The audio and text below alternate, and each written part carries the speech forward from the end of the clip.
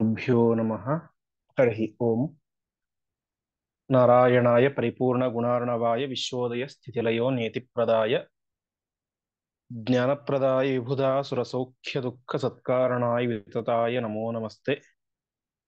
व्यासाय भवनाशाय श्रीशाय गुणराशये हृद्याय शुद्धविद्याय मध्वाय च नमो नमः। श्रीगुरुभ्यो नमः। हरिः ओम्।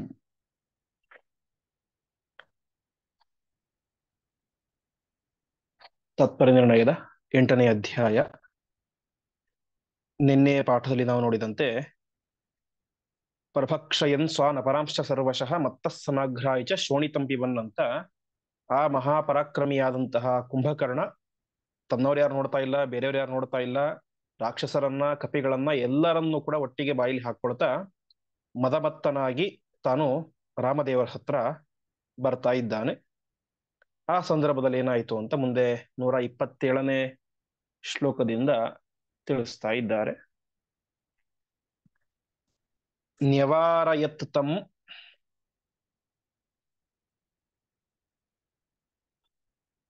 ಶರವರ್ಷಧಾರಯ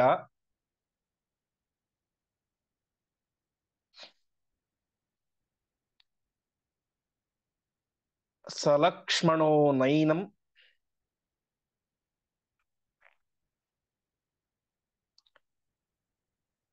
ಅಚಿಂತಯತ್ಸಹ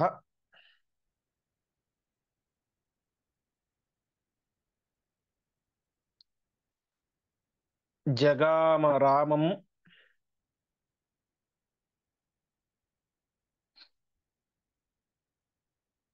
ಗಿರಿಶೃಂಗಧಾರಿ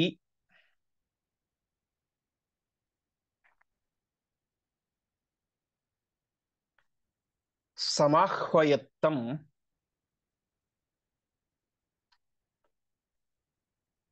ಸಮರಾಯ ಚಾಶು.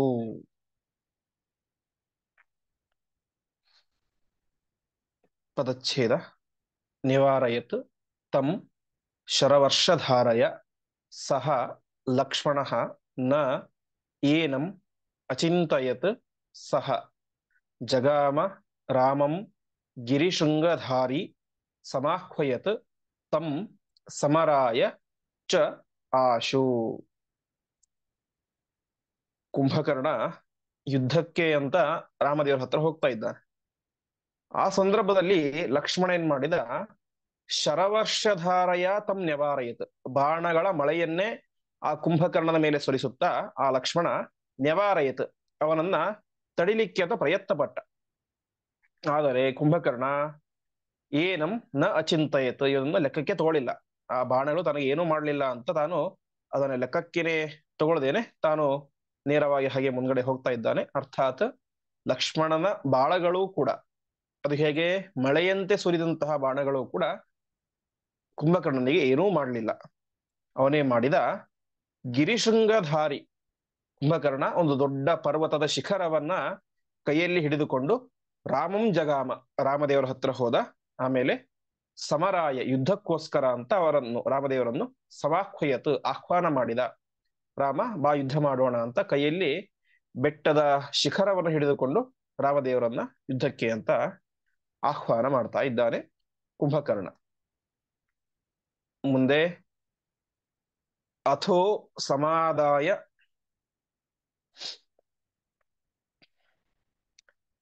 ಧನುಸ್ಸುಘೋರಂ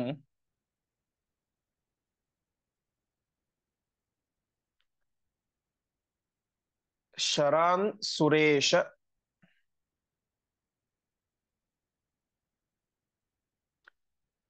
ಅಶನಿತುಲ್ಯ ವೇಗಾನ್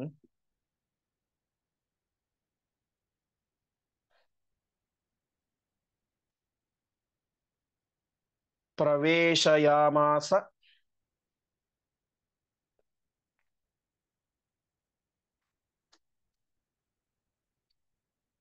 ನಿಶಾಚರೇ ಪ್ರಭು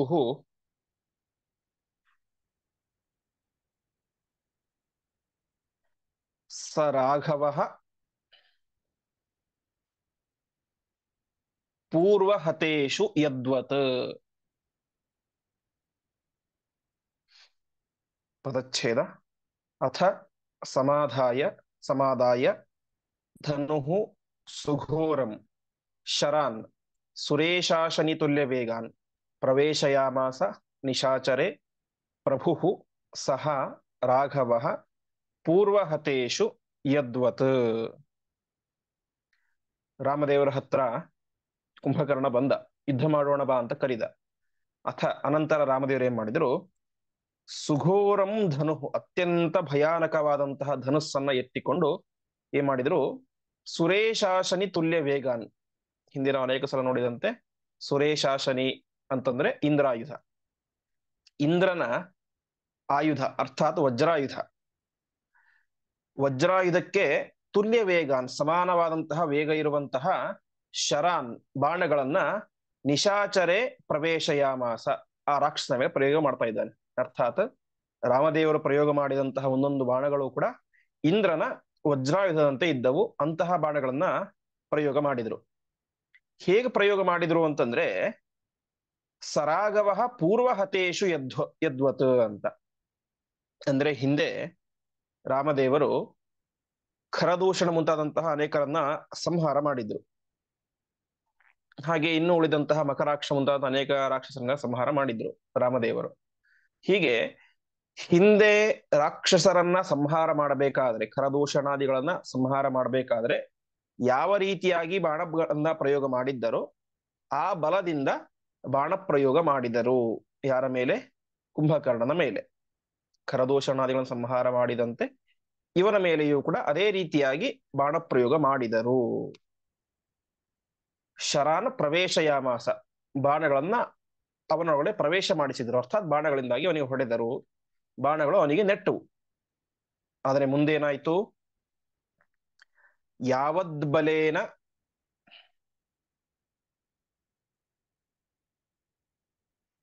ನ್ಯಹನತ್ ಖರಾದಿಕಾನ್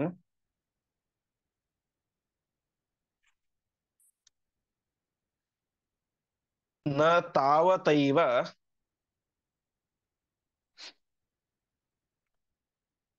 ನ್ಯಪತತ್ಸ ರಾಕ್ಷಸಃ.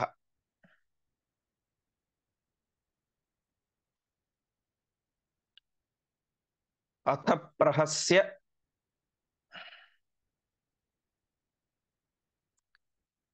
ಆತ್ಮಬಲೈಕದೇಶಂ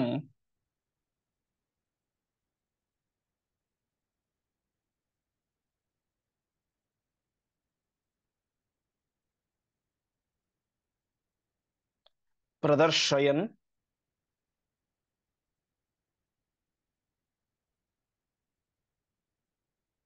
ಬಾಣವರಾನ್ ಮುಮೋಚ.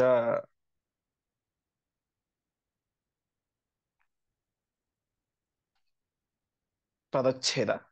ಯಾವತ್ ಬಲೇನ ನಿಹನತ್ ಖರಾದಿಕಾನ್ ನ ತಾವತ ಏವ ನ್ಯಪತತ್ ಸಹ ರಾಕ್ಷಸಃ ಅಥ ಪ್ರಹಸ್ಯ ಆತ್ಮಬಲೈಕದೇಶಂ ಪ್ರದರ್ಶಯನ್ ಬಾಣವರಾನ್ ಮುಮೋಚ. ಖರದೂಷಣಾದಿಗಳನ್ನ ಸಂಹಾರ ಮಾಡಬೇಕಾದ್ರೆ ಎಷ್ಟೋ ಬಲ ಪ್ರಯೋಗ ಮಾಡಿದ್ದರು ರಾಮದೇವರು, ಅಷ್ಟೇ ಬಲವನ್ನು ಪ್ರಯೋಗ ಮಾಡಿದರು ಕುಂಭಕರ್ಣನ ಮೇಲೆ. ಯಾವದ್ಬಲೇನ ನಿಹನತ್ ಖರಾದಿಕಾನ್, ಎಷ್ಟು ಬಲದಿಂದ ಖರದೂಷಣಾದಿಗಳನ್ನ ನಿಹನತ್ ಸಂಹಾರ ಮಾಡಿದ್ದರೋ ತಾವತೈವ, ಅಷ್ಟೇ ಬಲವನ್ನ ಪ್ರಯೋಗ ಮಾಡಿದರು.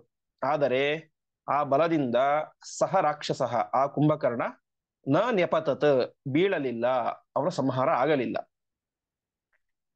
ಆವಾಗ ರಾಮದೇವರು ಪ್ರಹಸ್ಯ, ಸ್ವಲ್ಪ ನಕ್ಕು ಏನ್ ಮಾಡಿದರು, ಆತ್ಮಬಲ ಏಕದೇಶಂ, ತಮ್ಮ ಪರಾಕ್ರಮದ ಒಂದು ಏಕದೇಶವನ್ನ, ಅಂದ್ರೆ ಒಂದು ಅಂಶವನ್ನ ಮಾತ್ರ ಪ್ರದರ್ಶಯನ್ ಬಾಣವರಾನ್ ಮುಮೋಚ, ಅಲ್ಲಿ ಪ್ರಯೋಗ ಮಾಡ್ತಾ ಅನೇಕ ಬಾಣಗಳನ್ನ ಯಾವ ಕುಂಭಕರ್ಣನ ಮೇಲೆ ಪ್ರಯೋಗ ಮಾಡ್ತಾ ಇದ್ದಾರೆ. ಅಂದ್ರೆ ಇದನ್ನ ನೋಡಿದ್ರೆ ನಮ್ಗೇನ್ ಅರ್ಥ ಆಗುತ್ತೆ, ರಾಮದೇವರು ಖರದೂಷಣಾದಿಗಳನ್ನ ಸಂಹಾರ ಮಾಡಬೇಕಾದ್ರೆ ಎಷ್ಟು ಬಲ ಪ್ರಯೋಗ ಮಾಡಿದ್ರೋ ಅಷ್ಟು ಬಲವನ್ನ ಮೊದಲು ಕುಂಭಕರ್ಣನ ಮೇಲೆ ಪ್ರಯೋಗ ಮಾಡಿದರು. ಆ ಬಲದಿಂದ ಏನಾಗ್ಲಿಲ್ಲ, ಕುಂಭಕರ್ಣನ ನಿಗ್ರಹ ಆಗಲಿಲ್ಲ. ಮತ್ತೇನ್ ಮಾಡಿದರು, ಇನ್ನಷ್ಟು ಹೆಚ್ಚು ಬಲವನ್ನ ಪ್ರಯೋಗ ಮಾಡಿದರು. ಅದರಿಂದ ಏನಾಯಿತು, ಕುಂಭಕರ್ಣನ ಸಂಹಾರ ಆಯಿತು ಅಂತ ನಮಗೆ ಮೇಲ್ನೋಟಕ್ಕೆ ಈ ಸಂದರ್ಭವನ್ನು ನೋಡಿದಾಗ ಅನ್ಸುತ್ತೆ. ಆದರೆ ಈ ಒಂದು ಭಾಗಕ್ಕೆ ವ್ಯಾಖ್ಯಾನ ಮಾಡ್ತಾ ಸತ್ಯಾಭಿನವ ತೀರ್ಥರು, ಉತ್ತರಾದಿ ಮಠದ ಪರಂಪರೆಯಲ್ಲಿ ಬಂದಂತವ್ರು, ಅವರು ಈ ಭಾಗಕ್ಕೆ ವಿಸ್ತಾರವಾಗಿ ವ್ಯಾಖ್ಯಾನ ಬರಿತಾ ಇದ್ದಾರೆ. ಅವರು ಹೇಳ್ತಾರೆ, ರಾಮ ಯಾವದ್ಬಲೇನ ಖರಾದಿಕ ನ್ಯಹನತ ತಾವತಾ ಬಲೇನ ಸಹ ರಾಕ್ಷಸ ಕುಂಭಕರ್ಣ ಇಚ್ಛಾಭಾವಾತ್ ನೈವನ್ಯಪತತ್ ಅಂತ. ಯಾಕೆ ಕುಂಭಕರ್ಣ ಸಾಯ್ಲಿಲ್ಲ? ಮೇಲ್ನೋಟಕ್ಕೆ ನೋಡಿದ್ರೆ ಹಾಗನ್ಸುತ್ತೆ ನಮಗೆ.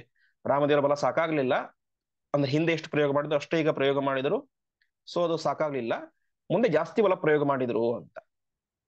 ಆದರೆ ನಾವು ಶಾಸ್ತ್ರಗಳಲ್ಲಿ, ಪುರಾಣಗಳಲ್ಲಿ, ಉಪನಿಷತ್ತುಗಳಲ್ಲಿ ಕೇಳುವಂತೆ ಪರಮಾತ್ಮ ಪೂರ್ಣಮದ ಪೂರ್ಣಮಿದಂ ಪೂರ್ಣಾತ್ ಪೂರ್ಣ ಮುದಚ್ಚತೆ ಪೂರ್ಣಸ್ಯ ಪೂರ್ಣಮಾದಾಯ ಪೂರ್ಣಮೇವಾವಶಿಷ್ಯತೆ ಅಂತ ಪರಮಾತ್ಮನ ಪ್ರತಿಯೊಂದು ಅಂಗಾಂಗಗಳು, ಅವಯವಗಳು, ರೂಪಗಳು, ಶಕ್ತಿ, ಜ್ಞಾನ ಪ್ರತಿಯೊಂದು ಕೂಡ ಪರಿಪೂರ್ಣವಾದದ್ದು.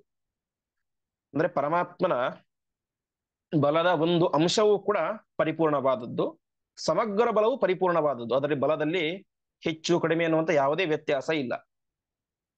ಹಾಗಾದ್ರೆ ಖರದೂಷಣಾದಿಗಳನ್ನ ಸಂಹಾರ ಮಾಡಬೇಕಾದ್ರೆ ರಾಮದೇವರು ಎಷ್ಟು ಬಲ ಪ್ರಯೋಗ ಮಾಡಿದ್ದಾರಲ್ಲ, ಅದೇನಾಯ್ತು, ಪೂರ್ಣ ಅಂತ ಆಯ್ತು. ಸೊ ಅದೇ ಬಲವನ್ನ ಯಾರ ಮೇಲೆ ಪ್ರಯೋಗ ಮಾಡಿದ್ರು ರಾಮದೇವರು? ಕುಂಭಕರ್ಣನ ಮೇಲೆ ಪ್ರಯೋಗ ಮಾಡಿದ್ರು. ಹಾಗಾದ್ರೆ ಏನಾಗ್ಬೇಕಾಗಿತ್ತು ಇಲ್ಲಿ? ಖರದೂಷಣಾದಿಗಳು ಸತ್ತಂತೆ ರಾಮದೇವರು ಕುಂಭಕರ್ಣನು ಕೂಡ ಸಾಯ್ಬೇಕಾಗಿತ್ತು, ಆದ್ರೆ ಸಾಯ್ಲಿಲ್ಲ. ಮುಂದೆ ರಾಮದೇವರು ಹೆಚ್ಚಿನ ಬಲವನ್ನು ಪ್ರಯೋಗ ಮಾಡಿದ್ರು, ಆವಾಗ ಸತ್ತ. ಹಾಗಾದ್ರೆ ಹಿಂದೆ ಪ್ರಯೋಗ ಮಾಡಿದಲ್ಲಿ ಕಡಿಮೆ ಇತ್ತು, ಆಮೇಲೆ ಪ್ರಯೋಗ ಮಾಡಿದಲ್ಲಿ ಜಾಸ್ತಿ ಬಲ ಇತ್ತು ಅಂತ ಅನ್ಸುತ್ತೆ. ಆದ್ರೆ ಆ ರೀತಿ ಸಾಧ್ಯ ಇಲ್ಲ, ಯಾಕಂದ್ರೆ ಪರಮಾತ್ಮನ ಪ್ರತಿಯೊಂದು ಬಲವೂ ಕೂಡ, ಬಲದ ಒಂದು ಅಂಶವೂ ಕೂಡ ಅದು ಪರಿಪೂರ್ಣವಾದದ್ದು. ಹಾಗಾಗಿ ಯಾಕೆ ಸಾಯ್ಲಿಲ್ಲ ಅಂತಂದ್ರೆ ಅದಕ್ಕೆ ಸತ್ಯಾಭಿನವ ತೀರ್ಥರು ಹೇಳ್ತಾ ಇದ್ದಾರೆ, ಕುಂಭಕರ್ಣ ಇಚ್ಛಾಭಾವಾತ್ ನೈವ ನೆಪತತ್. ಮೊದಲ ಬಾರಿ ಪ್ರಯೋಗ ಮಾಡಿದಾಗ, ಬಾಣ ಪ್ರಯೋಗ ಮಾಡಿದಾಗ ಕುಂಭಕರ್ಣ ಸಾಯಬೇಕು ಅನ್ನುವಂತಹ ಇಚ್ಛೆ ರಾಮದೇವರಿಗೆ ಇರಲಿಲ್ಲ, ಸಾಯಬಾರದು ಅನ್ನುವ ಇಚ್ಛೆ ಇತ್ತು, ಹಾಗಾಗಿ ಸಾಯಲಿಲ್ಲ. ಮುಂದೆ ಬಾಣ ಪ್ರಯೋಗ ಮಾಡಿದಾಗ ಸಾಯ್ಬೇಕು ಅನ್ನುವಂತ ಇಚ್ಛೆ ಇತ್ತು, ಆವಾಗ ಸತ್ತ ಅಂತ. ಮೊದಲನೇ ಸಲ ಇಚ್ಛೆ ಯಾಕಿರ್ಲಿಲ್ಲ ಅಂತ, ಸುಮ್ಮನೆ ಎರಡೆರಡು ಸಲ ಯಾಕೆ ವ್ಯರ್ಥ ಬಾಣ ಪ್ರಯೋಗ ಮಾಡೋದು ಅಂತಂದ್ರೆ ಅದಕ್ಕೆ ಹೇಳ್ತಾ ಇದ್ದಾರೆ, ಈ ಯಾವ ಕುಂಭಕರ್ಣ ಖರದೂಷಣಾದಿಗಳಿಗಿಂತ ಅತ್ಯಂತ ಪರಾಕ್ರಮಶಾಲಿ, ಮಹಾಪರಾಕ್ರಮಶಾಲಿ ಎನ್ನುವುದನ್ನ ಜಗತ್ತಿಗೆ ತೋರಿಸಲಿಕ್ಕೋಸ್ಕರ ರಾಮದೇವರು ಏನ್ ಮಾಡಿದ್ರು, ಮೊದಲ ಬಾರಿ ಬಾಣ ಪ್ರಯೋಗ ಮಾಡಿದಾಗ ಅವನನ್ನು ಸಂಹಾರ ಮಾಡುವಂತಹ ಇಚ್ಛೆಯನ್ನ ವ್ಯಕ್ತಪಡಿಸಲಿಲ್ಲ. ಎರಡನೇ ಬಾರಿ ಬಾಣ ಪ್ರಯೋಗ ಮಾಡಿದಾಗ ಸಂಹಾರ ಮಾಡುವಂತಹ ಇಚ್ಛೆಯನ್ನ ವ್ಯಕ್ತಪಡಿಸಿದರು. ಹಾಗಾಗಿ ಏನಾಯಿತು, ಕುಂಭಕರ್ಣನ ಸಂಹಾರ ಆಯಿತು ಅಂತ ನಾವು ಚಿಂತನೆ ಮಾಡಬೇಕು. ಹೀಗೆ ಅನೇಕ ವ್ಯಾಖ್ಯಾನಕ, ಮಧುಸೂದನಾಚಾರ್ಯರಾಗಲಿ ಅಥವಾ ವರದರಾಜಾಚಾರ್ಯರಾಗಲಿ ವ್ಯಾಖ್ಯಾನಕಾರ ಎಲ್ಲರೂ ಕೂಡ ಅದೇ ಅಂಶವನ್ನು ತಿಳಿಸ್ತಾರೆ. ಒಟ್ಟಿನಲ್ಲಿ ಮೊದಲ ಬಾರಿ ಬಾಣ ಪ್ರಯೋಗ ಮಾಡಿದಾಗ ಇಚ್ಛೆ ಇರಲಿಲ್ಲ ಅಷ್ಟೇ ಅಂತ. ಹಾಗಾಗಿ ಇಲ್ಲಿ ರಾಮದೇವರು ಪರಾಕ್ರಮ ಅದು ಕಡಿಮೆ, ಎರಡನೇ ಸಲ ಪ್ರಯೋಗ ಮಾಡಿದಾಗ ಸ್ವಲ್ಪ ಜಾಸ್ತಿ, ಪ್ರಸಾದಕ್ಕೆ ಬಾಣ ಪ್ರಯೋಗ ಮಾಡಿದ್ರು ಹಾಗೆ ಅಂತ ಸರ್ವಥಾ ಚಿಂತನೆ ಮಾಡಬಾರದು. ರಾಮದೇವರ ಬಲದ ಪ್ರತಿಯೊಂದು ಅಂಶವೂ ಕೂಡ ಪರಿಪೂರ್ಣವಾದದ್ದೇ, ಆದರೆ ಪರಮಾತ್ಮನ ಇಚ್ಛೆ ಅಲ್ಲಿ ಇರಲಿಲ್ಲ, ಇಲ್ಲಿ ಇತ್ತು. ಹಾಗಾಗಿ ಮಾತ್ರ ಅಲ್ಲಿ ಅವನು ಸಾಯ್ಲಿಲ್ಲ. ಅದಕ್ಕೆ ಪ್ರಧಾನ ಕಾರಣ ಏನು ಅಂತಂದ್ರೆ ಅವನ ಬಲ ಜಗತ್ತಿಗೆ ತೋರಿಸಬೇಕು, ಅವನಿಗೆ ಬ್ರಹ್ಮಾದಿಗಳ ವರ ಇದೆ ಅಂತ ಗೊತ್ತಾಗಬೇಕು ಅನ್ನುವಂಥ ಉದ್ದೇಶದಿಂದಾಗಿ ರಾಮದೇವರು ಹಾಗೆ ಮಾಡಿದ್ರು ಅಂತ ತಿಳಿಸ್ತಾ ಇದ್ದಾರೆ.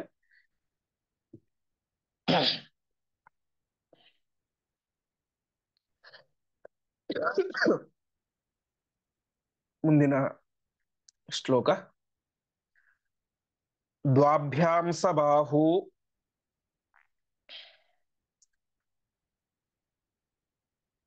ನಿಚಕರ್ತ ತಸ್ಯ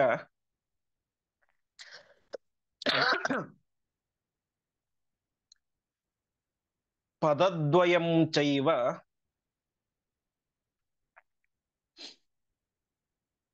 ತಥಾ ಶರಾಭ್ಯಾಂ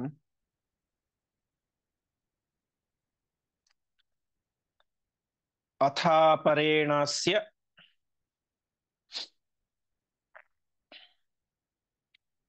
ಶಿರೋ ನಿಕೃತ್ಯ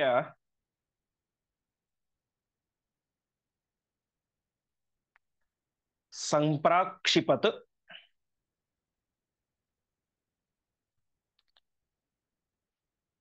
ಸಾಗರ ತೋಯ ಆಶು.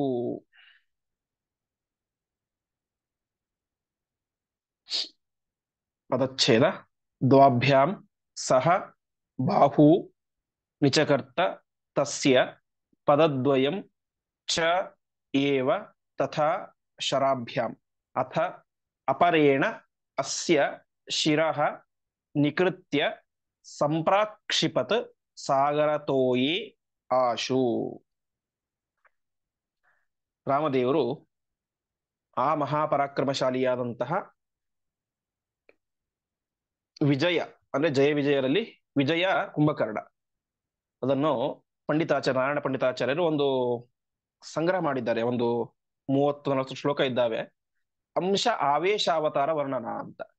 ಅಂದ್ರೆ ರಾಮಾಯಣ ಮತ್ತು ಮಹಾಭಾರತ ಸಂದರ್ಭದಲ್ಲಿ ಯಾರು ಯಾರ ಆವೇಶ, ಯಾರು ಯಾರ ಅವತಾರ ಅನ್ನೋದನ್ನ ಒಂದಿಷ್ಟು ಶ್ಲೋಕಗಳಲ್ಲಿ ಸಂಗ್ರಹ ಮಾಡಿ ಕೊಟ್ಟಿದ್ದಾರೆ. ಹೀಗೆ ಅಲ್ಲಿ ವಿಜಯ ಅವನು ಕುಂಭಕರ್ಣನಾಗಿ ಅವತಾರ ಮಾಡಿದ್ದ. ಅಂತಹ ಕುಂಭಕರ್ಣನ ದ್ವಾಭ್ಯಾಂ ಸಬಾಹು ನಿಚಕರ್ತ, ದ್ವಾಭ್ಯಾಂ ಅಂದ್ರೆ 2 ಬಾಣಗಳಿಂದಾಗಿ ಏನ್ ಮಾಡಿದ್ರು, ಅವನ ಬಾಹು, ಬಾಹು ಅಂದ್ರೆ ದ್ವಿವಚನ, 2 ಕೈಗಳನ್ನ ನಿಚಕರ್ತ ಕತ್ತರಿಸಿ ಹಾಕಿದರು.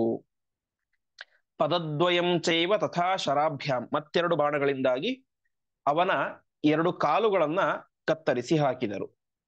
ಅಥಾಪರೇಣಸ್ಯ ಶಿರೋ ನಿಕೃತ್ಯ, ಅಪರೇಣ ಇನ್ನೊಂದು ಬಾಣದಿಂದಾಗಿ ಇವನ ಕುಂಭಕರ್ಣನ ಶಿರಹ ನಿಕೃತ್ಯ ತಲೆಯನ್ನು ಕತ್ತರಿಸಿ ಸಾಗರ ತೋಯೆ, ತೋಯ ಅಂದ್ರೆ ನೀರು, ಸಾಗರದಲ್ಲಿ ಸಮುದ್ರದ ನೀರಿನಲ್ಲಿ ಅವನನ್ನ ಆಶು ಸಂಪ್ರಾಕ್ಷಿಪತು ಬೇಗನೆ ಬೀಳಿಸಿದರು ಅಂತ. ಹೀಗೆ ತಾವೇ ವರಕಟ್ಟಂತೆ ಮಯೇವ ವದ್ಯೋ ಭವತಾಂ ತ್ರಿಜನ್ಮಸು ಅಂತ 3 ಜನ್ಮದಲ್ಲಿಯೂ ಕೂಡ ನಾನೇ ನಿಮ್ಮನ್ನು ಸಂಹಾರ ಮಾಡ್ತೇನೆ ಅಂತ ವರ ಕೊಟ್ಟಿದ್ರು.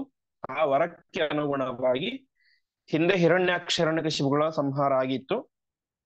ಈಗ ರಾವಣ ಕುಂಭಕರ್ಣರ ವಿಚಾರದಲ್ಲಿ ಕುಂಭಕರ್ಣನನ್ನ ಮೊದಲು ರಾಮದೇವರು ಸಂಹಾರ ಮಾಡ್ತಾ ಇದ್ದಾರೆ. ಹೀಗೆ ಅವನ ಕಾಲನ್ನ ಕೈಗಳನ್ನ ಪ್ರತ್ಯೇಕ ಕತ್ತರಿಸಿ ಕತ್ತರಿಸಿ ಹಾಕಿ ಅವನ ಸಂಹಾರವನ್ನು ಮಾಡಿದರು. ಅವನು ಸಮುದ್ರದ ನೀರಿನಲ್ಲಿ ಬಿದ್ದ.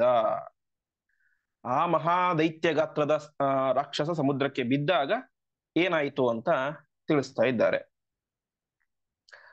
ಅವರ್ಧತಾಬ್ಧಿ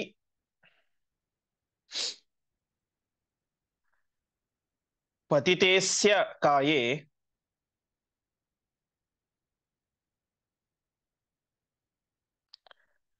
ಮಹಾಚಲಾಭೆ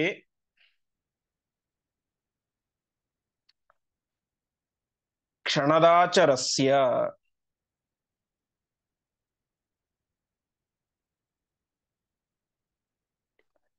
ಸುರಾಶ್ಚ ಸರ್ವೇ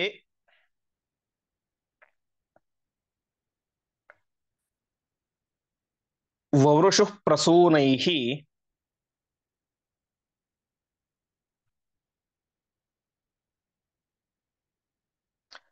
ಮುದಾಸ್ತುವಂತಹ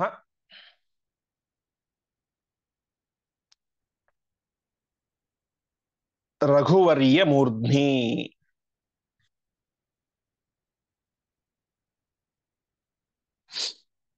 ಪದಚ್ಛೇದ. ಅವರ್ಧತ ಅಬ್ಧಿಃ ಪತಿತೆ ಅಸ್ಯ ಕಾಯೆ ಮಹಾಚಲಾಭೆ ಕ್ಷಣದಾಚರಸ್ಯ ಸುರಾಃ ಚ ಸರ್ವೇ ವವೃಷುಃ ಪ್ರಸೂನೈಃ ಮುದಾ ಸ್ತುವಂತಹ ರಘುವರ್ಯ ಮೂರ್ಧ್ನಿ.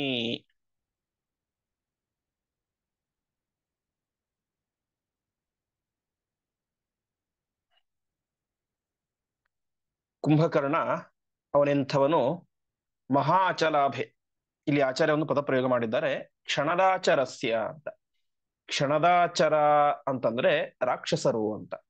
ವಾಸ್ತವಿಕವಾಗಿ ಇದು ಇವತ್ತು ನಾವೇನು ಕನ್ನಡದಲ್ಲಿ ಹೇಳ್ತೇವೆ ಹಳೆ ಕನ್ನಡ ಅಂತ. ಹಳೆ ಕನ್ನಡದ ನಮಗೆ ಅದು ಪರಿಚಯವೇ ಇರೋದಿಲ್ಲ. ಅದನ್ನು ಯಾವುದೋ ಒಂದು ಪದವನ್ನು ಕೇಳಿದ್ರೆ ನಮಗದು ಅದಕ್ಕೇನು ಅರ್ಥ ಅಂತ ಕೂಡ ಗೊತ್ತಾಗೋದಿಲ್ಲ.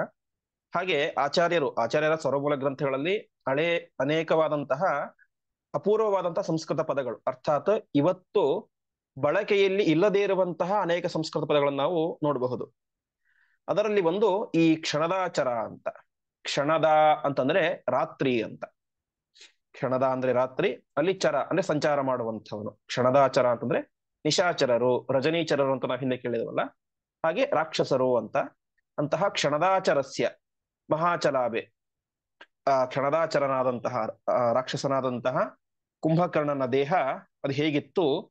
ಮಹಾಚಲಾಭೆ.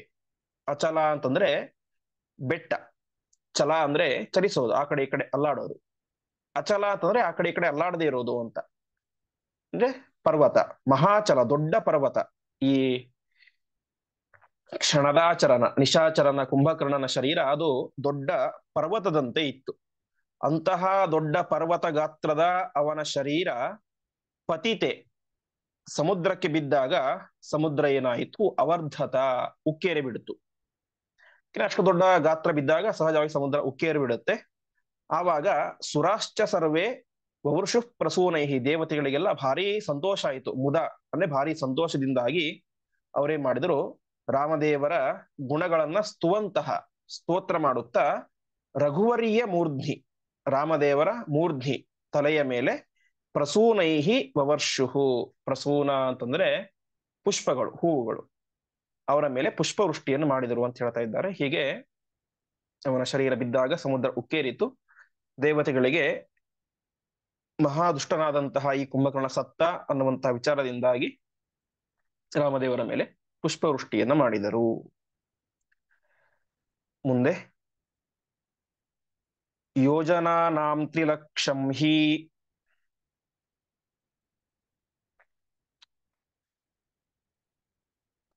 ಕುಂಭಕರ್ಣೋಭ್ಯವರ್ಧತ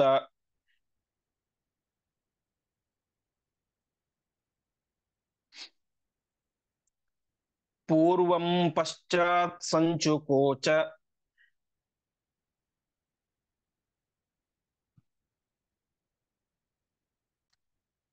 ಲಂಕಾಯಾಂ ಉಷಿತುಂ ಸ್ವಯಂ.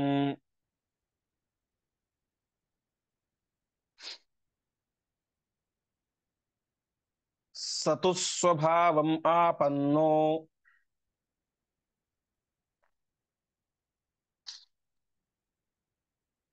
ಮ್ರಿಯಮಾಣೋಭ್ಯವರ್ಧತ.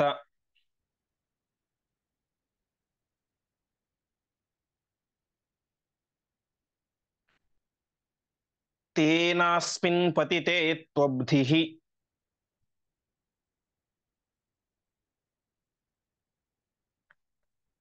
ಅವರ್ಧದಧಿಕಂ ತದಾ.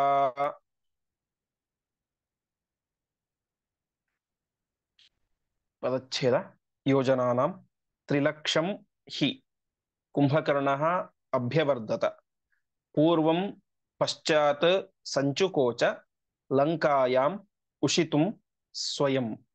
ಸಹ ತು ಸ್ವಭಾವಂ ಆಪನ್ನಃ ಮ್ರಿಯಮಾಣಃ ಅಭ್ಯವರ್ಧತ ತೇನ ಅಸ್ಮಿನ್ ಪತಿತೆ ತು ಅಬ್ಧಿಃ ಅವರ್ಧತ್ ಅಧಿಕಂ ತದಾ.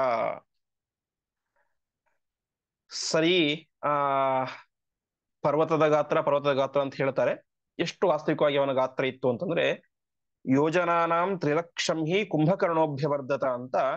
ವಾಸ್ತವಿಕವಾಗಿ ಹಿಂದೆ ಪೂರ್ವಂ ಕುಂಭಕರ್ಣ 3,00,000 ಯೋಜನದಷ್ಟು ಬೆಳೆದಿದ್ದ. ಆದರೆ 3,00,000 ಯೋಜನದಷ್ಟು ವಿಸ್ತಾರವಾಗಿ ಬೆಳೆದಿದ್ದ. ಆದರೆ ಲಂಕಾಯಾಂ ಉಷಿತುಂ ಸಂಚುಕೋಚ, ಅಷ್ಟು ದೈತ್ಯ ಗಾತ್ರದಿಂದ ಲಂಕಾಪಟ್ಟಣದಲ್ಲಿ ವಾಸ ಮಾಡಲಿಕ್ಕೆ ಸಾಧ್ಯ ಇಲ್ಲ ಅಂತ. ಯಾಕೆ ಅಂತಂದ್ರೆ ಆ ಲಂಕಾಪಟ್ಟಣದ ಮೆಜರ್ಮೆಂಟ್ ಎಷ್ಟಿತ್ತು ಅಂತಂದ್ರೆ 30 ಯೋಜನ ವಿಸ್ತೀರ್ಣ, ಶತಯೋಜನ ಮಾಯತ ಅಂತ. 30 ಯೋಜನ ಉದ್ದ ಮತ್ತು ಶತಯೋಜನ ಮಾಯತ, 100 ಯೋಜನ ಅಗಲ ಅಷ್ಟೇ ಇದ್ದದ್ದು. 100 ಯೋಜನ ಅಗಲ, 30 ಯೋಜನ ಉದ್ದ. ಅಂತಹ ಲಂಕಾಪಟ್ಟಣದಲ್ಲಿ ಈ 3,00,000 ಯೋಜನದಷ್ಟು ದೊಡ್ಡದಾದಂತಹ ಗಾತ್ರದ ಕುಂಭಕರ್ಣ ವಾಸ ಮಾಡಲಿಕ್ಕೆ ಸಾಧ್ಯ ಇಲ್ಲ. ಹಾಗಾಗಿ ಅವನೇನ್ ಮಾಡಿದ್ದ, ಲಂಕಾಯಾಮ್ ಉಷಿತುಂ, ಲಂಕಾಪಟ್ಟಣದಲ್ಲಿ ಉಷಿತುಂ ವಾಸ ಮಾಡ್ಲಿಕ್ಕೋಸ್ಕರ ಸಂಚುಕೋಚ, ತನ್ನ ಗಾತ್ರವನ್ನ ಸಣ್ಣದಾಗಿ ಮಾಡಿಕೊಂಡಿದ್ದ ಅಂತ ಹೇಳ್ತಾ ಇದ್ದಾರೆ ಆಚಾರ್ಯರು. 3 ಲಕ್ಷ ಯೋಜನದಷ್ಟು ವಿಸ್ತಾರವಾದಂತಹ ಎತ್ತರದ ಗಾತ್ರ. 3 ಲಕ್ಷ ಯೋಜನ ಅಂತಂದ್ರೆ ನಾವು ಮೊನ್ನೆ ನೋಡಿದಂತೆ ಯೋಜನಕ್ಕೆ ಇಷ್ಟೇ ಸರಿಯಾಗಿ ಪ್ರಮಾಣ ನಮಗೆ ಉಪಲಬ್ಧ ಇಲ್ಲ, ಒಂದೊಂದು ಕಡೆ ಒಂದೊಂದ್ ತರ ಇದೆ. ಆದರೆ ವಾದಿರಾಜರು ಈ ವೈಕುಂಠವರ್ಣನೆಯಲ್ಲಿ ಹೇಳಬೇಕಾದ್ರೆ ಅವರು ಹೇಳ್ತಾರೆ 1 ಯೋಜನ ಅಂತಂದ್ರೆ ಅವರ ಲೆಕ್ಕವನ್ನು ನೋಡಿದಾಗ ಒಂದಿಷ್ಟು 6 ಅಥವಾ 6.2 ಕಿಲೋಮೀಟರ್ ಆಗುತ್ತೆ ಇವತ್ತಿನ ಲೆಕ್ಕಕ್ಕೆ. ಅವರು ಈ ಸಾಸಿವೆ ಅಲ್ಲಿಂದ ಶುರು ಮಾಡ್ತಾರೆ ಲೆಕ್ಕ, 4 ಸಾಸಿವೆ 12 ಉದ್ದು ಅಂತ ಹೀಗೆಲ್ಲ ಶುರು ಮಾಡ್ತಾ ಮಾಡ್ತಾ ಮಾಡ್ತಾ ಒಟ್ಟು ಅದನ್ನು ಲೆಕ್ಕಾಚಾರ ಮಾಡಿದಾಗ ಇಂದಿನ ಲೆಕ್ಕಾಚಾರದಲ್ಲಿ 6 ಅಥವಾ 6.2 ಕಿಲೋಮೀಟರ್ ಆಗುತ್ತೆ.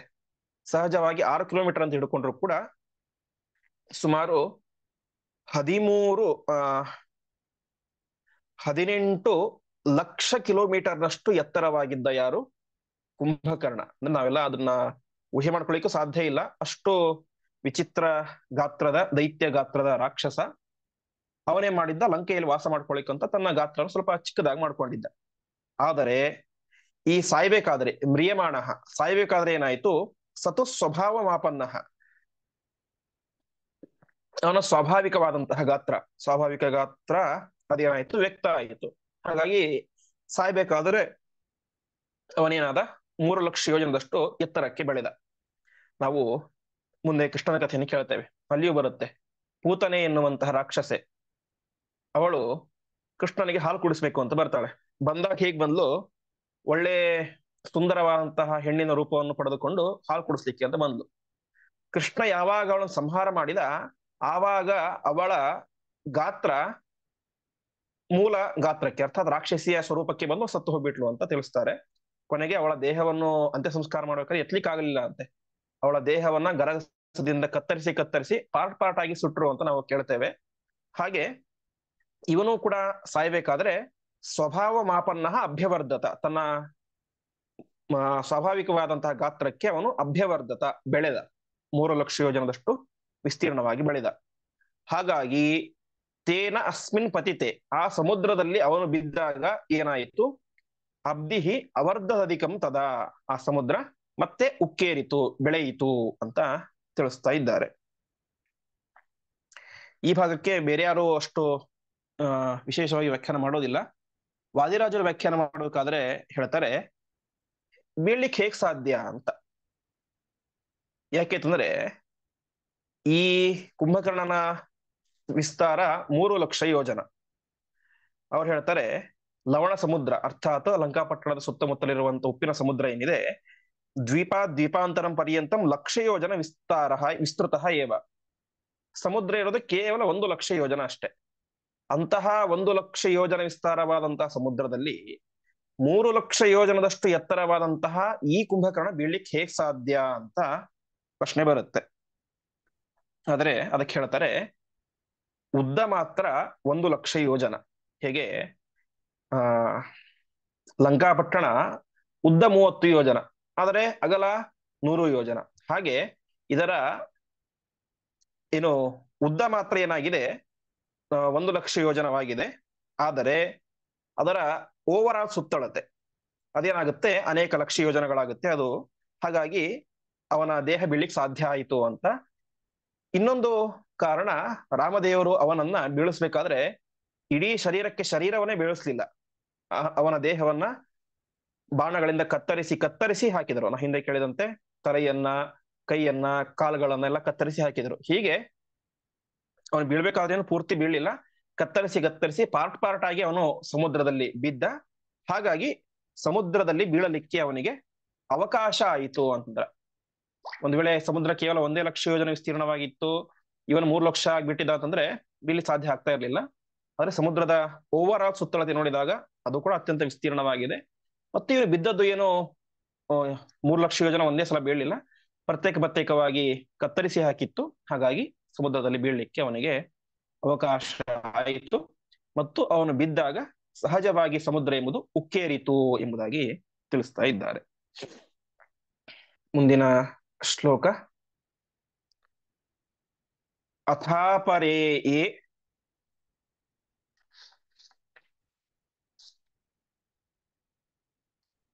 ರಜನೀಚರಾಸ್ತದ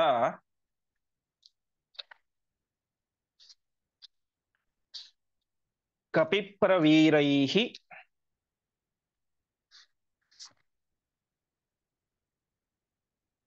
ನಿಹತಾಶ್ಚ ಸರ್ವಶಃ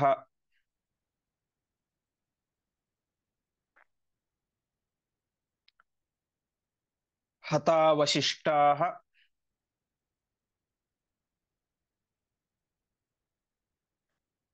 ತ್ವರಿತಾಃ ಪ್ರದುದ್ರುವುಃ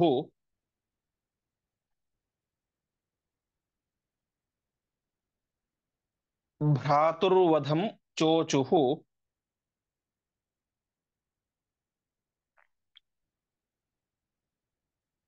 ಉಪೇತ್ಯ ರಾವಣಂ.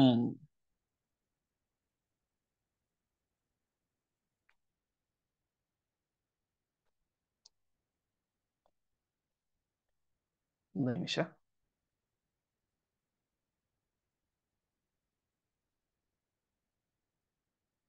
ಪದಚ್ಛೇದ. ತಥಾ ಅಪರೆ ಯೇ ರಜನೀಚರಾಃ ತದಾ ಕಪಿಪ್ರವೀರೈಃ ನಿಹತಾಃ ಚ ಸರ್ವಶಃ ಹತಾವಶಿಷ್ಟಾಃ ತ್ವರಿತಾಃ ಪ್ರದುದ್ರುವುಃ ಭ್ರಾತುಃ ವಧಂ ಚ ಊಚುಃ ಉಪೇತ್ಯ ರಾವಣಂ. ಆವಾಗ ಆ ಕುಂಭಕರ್ಣನ ಜೊತೆಗೆ ಅನೇಕ ಸೈನ್ಯ ಇತ್ತು, ಅನೇಕ ರಾಕ್ಷಸರೆಲ್ಲ ಎಲ್ಲರೂ ಕೂಡ ಇದ್ರು. ಆ ಉಳಿದಂತಹ ರಜನೀಚರಾಹ ಎಲ್ಲ ರಾಕ್ಷಸರನ್ನು ಕೂಡ ವಿಶೇಷವಾಗಿ ಕಪಿಪ್ರವೀರೈಹಿ ನಿಹತಾಶ್ಚ ಸರ್ವಶಃ ಎಲ್ಲ ಕಪಿಶ್ರೇಷ್ಠರು ಕೂಡ ತಾವು ಕುಂಭಕರ್ಣನ ಜೊತೆಗೆ ಬಂದಂತಹ ಎಲ್ಲ ರಾಕ್ಷಸರನ್ನು ಕೂಡ ಸಂಹಾರ ಮಾಡ್ತಾ ಇದ್ದಾರೆ. ಇವಾಗ ಆ ರಾಕ್ಷಸರಿಗಿದ್ದಂತಹ ದೊಡ್ಡ ಹೆದರಿಕೆ ಕಡಿಮೆ ಆಯಿತು.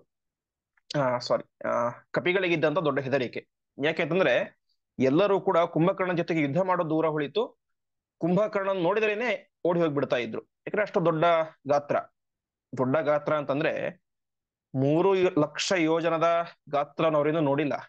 ಅವ್ರು ನೋಡಿದ್ದು ತುಂಬಾ ಸಣ್ಣ ಗಾತ್ರ. ಆ ಗಾತ್ರವನ್ನು ನೋಡಿ ಅವ್ರು ಹೆಸರುಬಿಟ್ಟಿದ್ರು. ಹಾಗಾಗಿ ಸಹಜವಾಗಿ ದೂರ ಓಡಿ ಹೋಗಿದ್ರು. ಯಾವಾಗ ಕುಂಭಕರ್ಣನನ್ನು ರಾಮದೇವರು ಸಂಹಾರ ಮಾಡಿದರು ಆವಾಗ ಮತ್ತೆ ಎಲ್ಲ ಕಪಿಗಳಿಗೆ ಒಂದಿಷ್ಟು ಧೈರ್ಯ ಉತ್ಸಾಹ ಎಲ್ಲವೂ ಬಂತು. ಅವರೆಲ್ಲರೂ ಬಂದು ಉಳಿದಂತಹ ರಾಕ್ಷಸರನ್ನೆಲ್ಲ ಸಂಹಾರ ಮಾಡ್ತಾ ಇದ್ದಾರೆ. ಆವಾಗ ಹತ ಅವಶಿಷ್ಟಾಹ ಅಳಿದು ಉಳಿದಂತಹ ರಾಕ್ಷಸರು, ಅಳಿದು ಅಂದ್ರೆ ಸತ್ತು ಉಳಿದಂತಹ, ಹತಾವಶಿಷ್ಟ ಅಳಿದುಳಿದಂತಹ ರಾಕ್ಷಸರೆಲ್ಲರೂ ಕೂಡ ಏನ್ ಮಾಡಿದ್ರು, ತ್ವರಿತಾಹ ಪ್ರದುದ್ರುವು ಅಲ್ಲಿಂದ ಓಡಿ ಹೋಗ್ತಾ ಇದ್ದಾರೆ. ಓಡಿ ಹೋಗಿ ರಾವಣಂ ಉಪೇತ್ಯ ರಾವಣನ ಹತ್ತಿರ ಬಂದು ಅವರೇನ್ ಮಾಡಿದ್ರು, ಭ್ರಾತುಹು ವದಂ ಊಚುಹು ತಮ್ಮ ಸತ್ತಂತಹ ವಿಚಾರವನ್ನ, ರಾವಣನ ತಮ್ಮನಾದಂತಹ ಕುಂಭಕರ್ಣ ಸತ್ತ ಎನ್ನುವಂತಹ ವಿಚಾರವನ್ನ ತಾವು ರಾವಣನಿಗೆ ತಿಳಿಸ್ತಾ ಇದ್ದಾರೆ ಅಂತ ಆಚಾರ್ಯ ತಿಳಿಸ್ತಾ ಇದ್ದಾರೆ. ಹೀಗೆ ಈ ರಾಮಾಯಣದ ಯುದ್ಧದಲ್ಲಿ ಒಂದು ಪ್ರಧಾನವಾದಂತಹ ಘಟ್ಟ ಅಂತಂದ್ರೆ ಅದು ಕುಂಭಕರ್ಣನ ವಧೆ. ಯಾಕೆ ಅಂತಂದ್ರೆ ಹಿಂದೆ ನಾವು ನೋಡಿದಂತೆ ಕೇವಲ ಅವನ ಗಾತ್ರವನ್ನು ನೋಡಿಯೇನೆ ಎಲ್ಲರೂ ಕೂಡ ಸೇತುವೆನ ದಾಟಿ ಓಡಿ ಹೋಗ್ಬಿಟ್ರು ಅಂತ. ಇನ್ನು ಅನೇಕ ಜನ ಅವನ ಕೈ ತಾಕಿ ಸತ್ತು ಹೋದ್ರು, ಅವನೊಬ್ಬ ಒಂದು ಕಾಲಿಟ್ರೆ 1,000 ಜನ ಸಾಯ್ತಾ ಇದ್ರು. ಹೀಗೆ ಲಕ್ಷಾನುಗಟ್ಟಲೆ ಕಪಿಗಳ ಸೈನ್ಯವನ್ನು ಏಕಾಂಗಿಯಾಗಿ ನಾಶ ಮಾಡಿದಂತಹ ಮಹಾವೀರ ಅದು ಕುಂಭಕರ್ಣ. ಅಂತಹ ಕುಂಭಕರ್ಣನ ಸಂಹಾರವನ್ನ ಅವನಿಗೆ ಕೊಟ್ಟ ವರದ ಪ್ರಕಾರ ರಾಮದೇವರು ಸಂಹಾರ ಮಾಡ್ತಾ ಇದ್ದಾರೆ. ಹೀಗೆ ಕುಂಭಕರ್ಣನ ವಧೆ ಆಗುತ್ತೆ. ಮತ್ತೆ ಮುಂದೆ ಯುದ್ಧಕ್ಕೆ ಇಂದ್ರಜಿತ್, ರಾವಣನ ಮಹಾಪರಾಕ್ರಮಿಯಾದಂತಹ ಮಗ ಇಂದ್ರಜಿತ್ ಬರ್ತಾ ಇದ್ದಾನೆ. ಅವನು ಕೂಡ ಅನೇಕ ರೀತಿಯಾಗಿ ಕಪಿಗಳ ಸಂಹಾರ ಎಲ್ಲವನ್ನು ಕೂಡ ಮಾಡ್ತಾನೆ. ಉಳಿದ ಭಾಗಗಳನ್ನ ಮತ್ತೆ ನಾಳೆ ಪಾಠದಲ್ಲಿ ನೋಡೋಣ ಎಂಬುದಾಗಿ ಹೇಳ್ತಾ ಇಂದಿನ ಪಾಠವನ್ನ ಶ್ರೀಕೃಷ್ಣಾರ್ಪಣಮಸ್ತು. ಸರಿ, ನಮಸ್ಕಾರ.